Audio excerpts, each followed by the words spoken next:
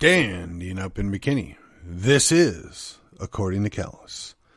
Coming to you on Thursday, March the 16th. Yes, that's right. It's St. Patty's weekend coming up. And it is episode 377. And we're going to talk just a little bit about moral courage. Now, before I get into that, let me just tell you, we're going to talk about the right thing, standing, and choosing your team.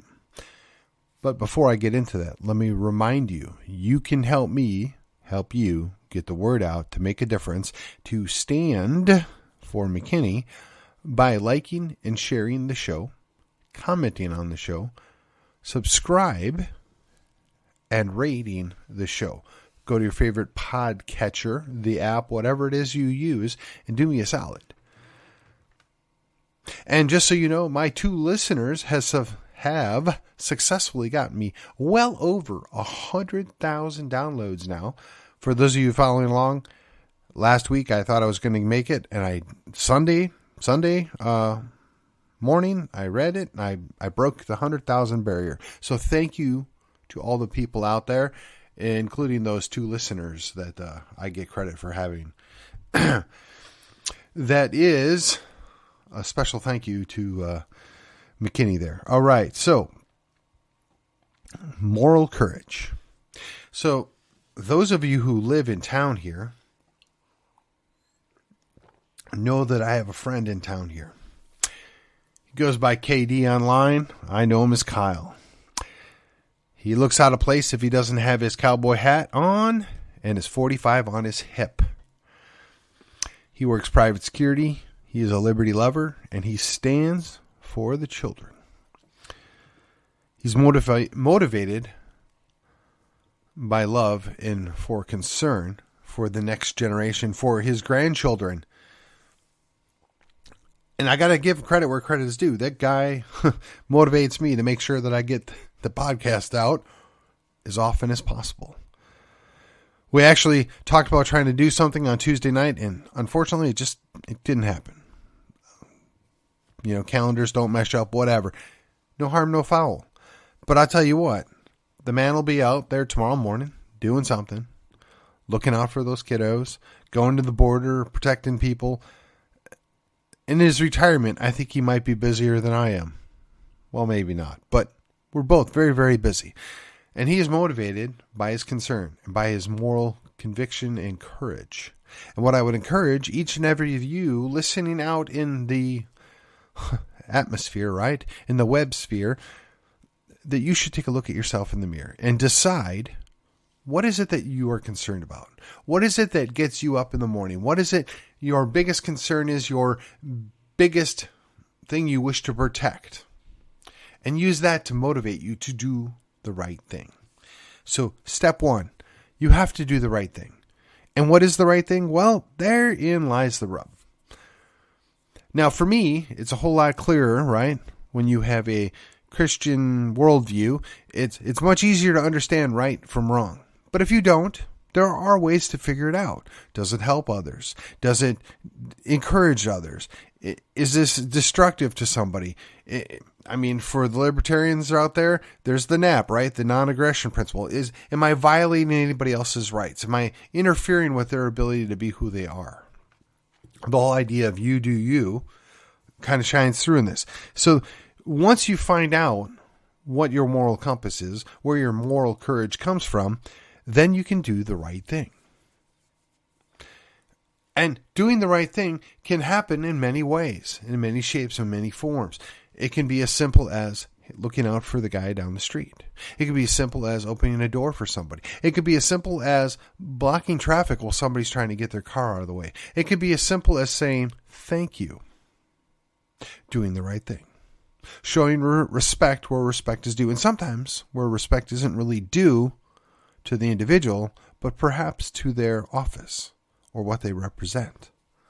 And therein lies a challenge, because there are a whole lot of people that are in those positions that abuse their power and they abuse their people, but we are still called upon to be respectful of their office, respectful of them when they're in the actions of their office. And I got to say, I fail on this from time to time. But again, doing the right thing. It's not that hard to say your sirs and your ma'ams, your please and your thank yous. Just common courtesy. It is the Southern thing, but we did it in the Midwest as well. It would never have crossed my mind as a young man to refer to an adult by their first name unless I was given specific permission to do so. Indeed, what is humorous to me is I was in a youth ministry for a number of years, and in the class that I saw through to their graduation, many of them still want to refer to me as Mr. Callis. And I told them upon graduation at turning 18 that you have now earned the right as an adult. Now you can still refer to me as my last name, Mr. Callis. You have earned the right to call me by my first name, because honestly, most of them called me Mr. Stephen for so many years. And it was a sign of respect. And I returned that respect when they became adults. And I wanted them to be on equal footing. I wanted to give them the credit where credit was due. Now that most of them are off at college getting, well, hopefully an education, but certainly figuring out what they want to do with the rest of their lives and becoming young men and hopefully finding that young lady and settling down at some point in the not too distant future to start a family, to become productive members of society, doing the right things. And I hope that my little bit of influence or my little input into their life facilitated that or encouraged that. It's not easy. I have had a conversation more than once this week where, quite frankly, we picked on the boomers. And honestly, they kind of deserve it from time to time. But when I look at the generation following me, the millennials or the Y or the Zoomers, their situation is not all that different. They're a generation beyond being removed from me and Gen X, and they're like, you guys have spent us into oblivion.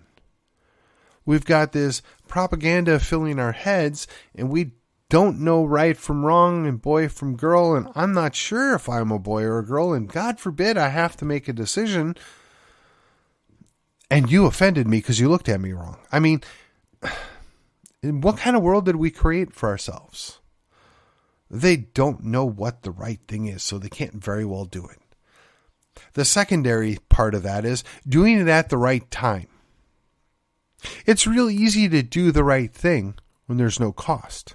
It's really easy to be all principled when there's no challenge. What happens when it's not a polite society? What happens when the pagans win, right? When the barbarians have overrun the gates and they're running everything. Oh, wait, we might actually already be there, but play along here. What happens when there's nothing left of civil society?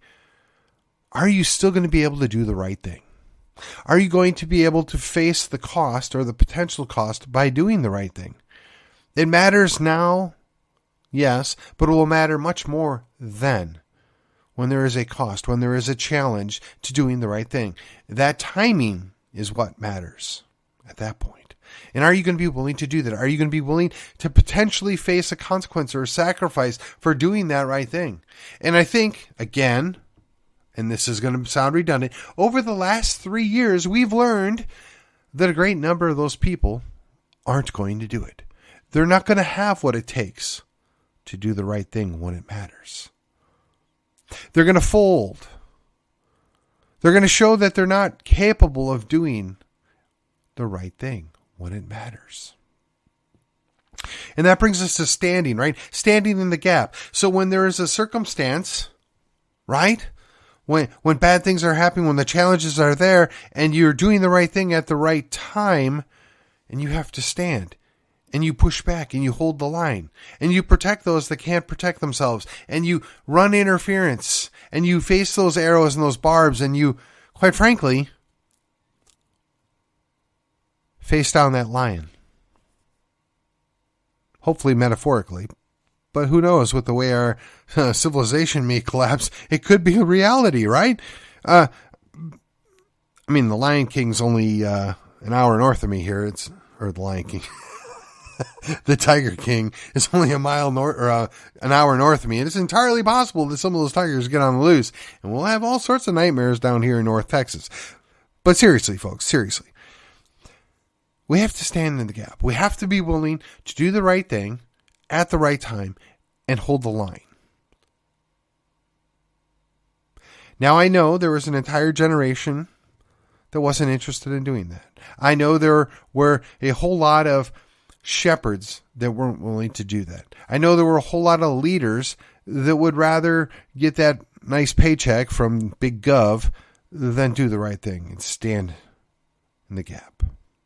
I know there were a whole lot of people that we were counting on to be there and to show the way, but they weren't there.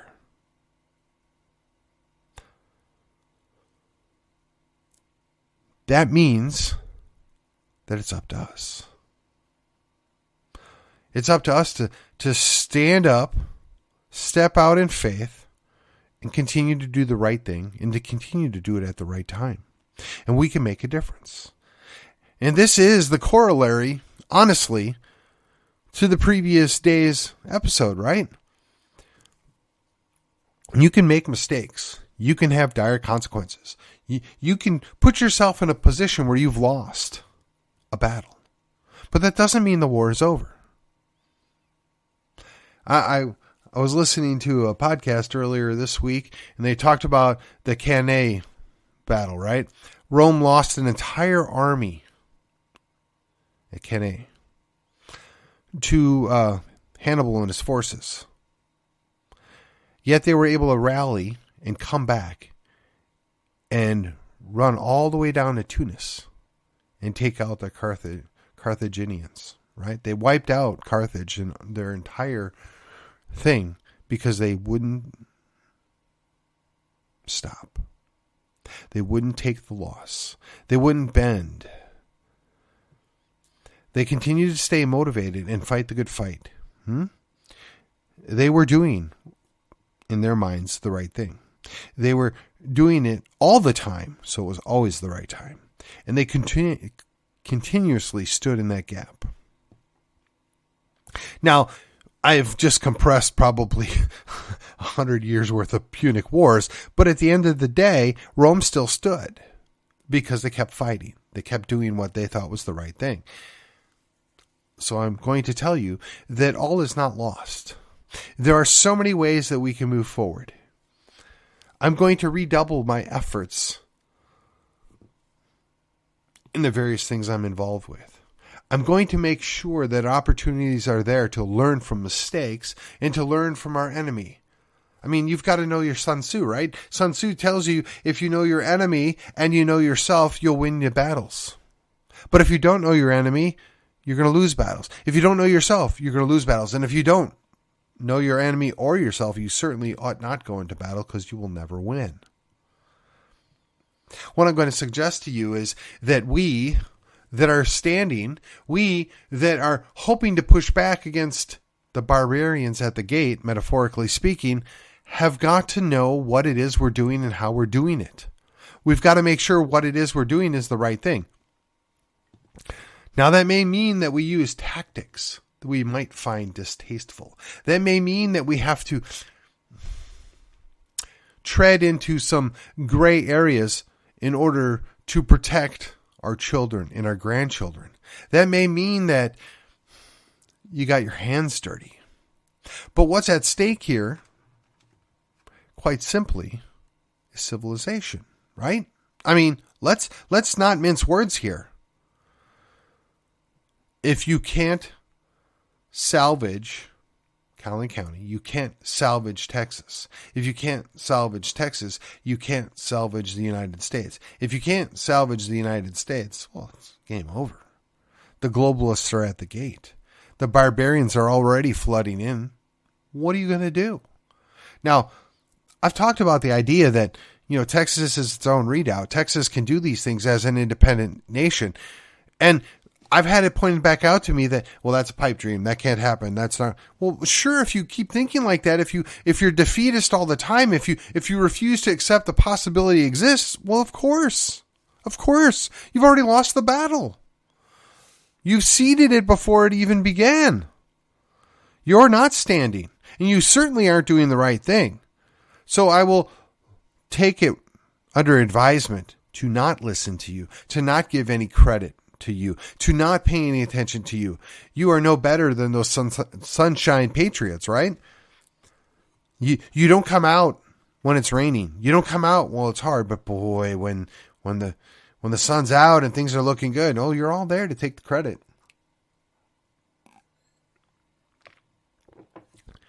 Now, I'm under no illusion that I'm all there is, or that I'm the man, or any of that nonsense. I do what I can with what I've got. And all I'm asking is for every other person out there to do what you can with what you've got.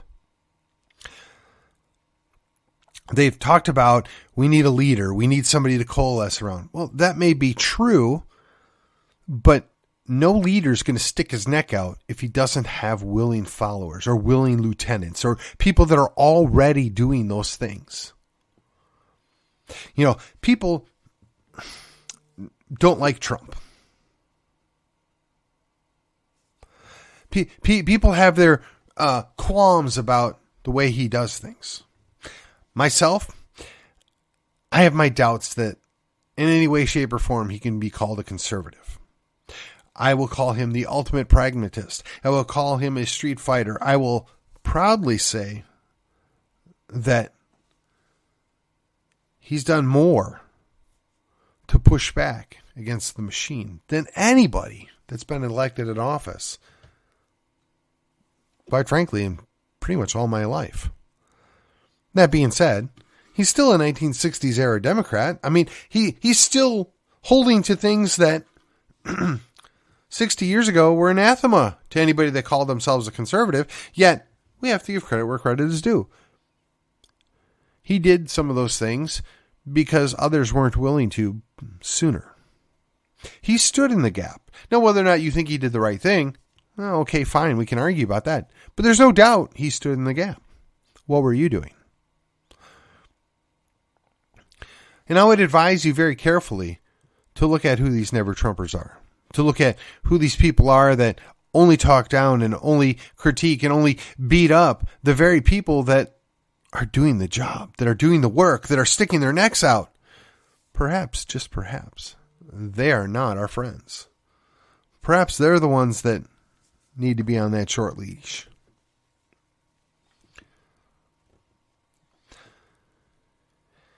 And as I wrap this up, I can do what I can do with what I have. But we can get a whole lot more done if we have a team. We can do a whole lot more if we work together as a community. Now, for those of you out there that aren't aware, I belong to a group called the Collin County Patriots. I laugh about our initials, CCP. We are the furthest thing from the Chinese Communist Party you could possibly be, but somehow we gave ourselves those initials. I was brought in to help. I really was. We folded in our Constitutional Texans group. We have a way forward here. When I'm talking about redoubling my efforts, I'm talking about the book club. I floated this idea over a year ago. Maybe even 2 years ago at this point. I don't even know anymore. I'd like to see if we can pull one off. Maybe we meet once a week. Maybe we meet every other week.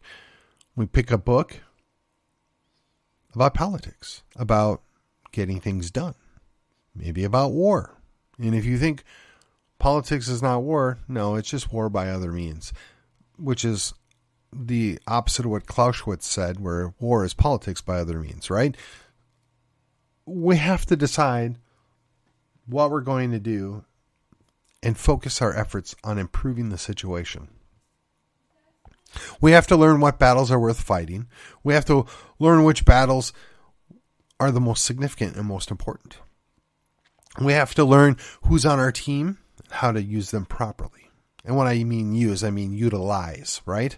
If we're on a team, we should all be working together. And when you have to choose your team wisely, you have to pick your friends.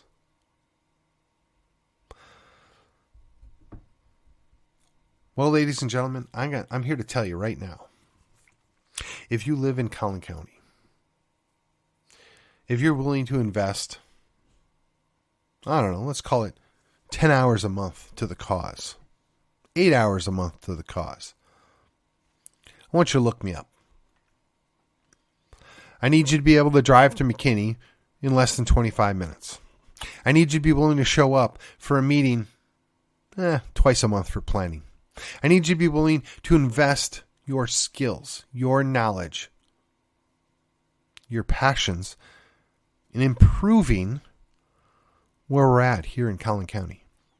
Improving, forget the politics for a side, but just improving what we're going to provide for the next generation. Be willing to have discussions. Be willing to face down hard questions. Be willing to invest your time and your energies in making a difference. And honestly, not unlike planting those trees that you may never sit underneath and enjoy the shade. We're doing it for the next generations that follow us. And I'm putting this out here because I'm thinking at this point, if you're still listening to me, you're not all that different from me. Maybe you're not willing to go invest your time doing a podcast. Maybe you're not willing to go run for office. Maybe you're not willing to get beat up at political meetings. All that's fine. But are you willing to set aside a little time and invest in how we can bring up and educate another generation? How we can push back against those barbarians that are already through the gate? My phone number's on this podcast. My phone number's on my page. My email's there too. I honestly, I can recruit from the people that I know. I've already asked a number of people, and some are interested, some are not. But we got to work outside our bubble. We've got to get fresh blood. We've got to get new people involved. If we keep doing the same things over and over again, we lose our edge. We're not as sharp. We're not as productive. We're not as effective. That's why I'm doing this. It's kind of unprecedented. I mean, really, I'm going to an unknown audience out there and asking one or two of you to set aside what you're already doing in your life, to make some time to invest in essentially a political club. But we want to be more than that. We want to do more than that. But in order to do that, we need good people to come join the team. And you have to choose your team wisely. So, give me a call. We can interview each other. We can sit in a group and we can talk about what our ideas are, what we want to do. Nothing gets accomplished without taking that first step. I've been stepping for 377 episodes that have been counted. There's probably 30 more that I didn't count. But I'm asking you to take a step in faith. I'm asking you to get out of your comfort zone and do the right thing. Because now is the right time. And this is an opportunity for you to stand in the gap. Are you willing to join me? And if you're not willing to join me, go find someone else. Go do your own thing. I'm encouraging you. Just do it. And I hope this is more upbeat. I hope this is more positive. All is not lost. And I don't believe that all is lost. There is always opportunity. There is always going to be a remnant.